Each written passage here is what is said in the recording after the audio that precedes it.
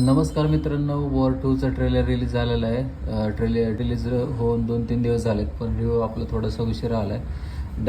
Director Ayaan Mukherjee आणि writer Aditya Chopra, Shridhar Raghavan आणि अब्बास टायरवाला यांचा हा पिक्चर आहे. रायटिंग जबरदस्त आहे.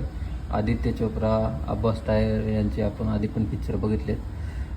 स्टार कास्ट म्हणलं तर याच्यामध्ये ज्युनियर NTR, ऋतिक रोशन आणि आपले कियारा आडवाणी हे 3 टॉप स्टार आहेत.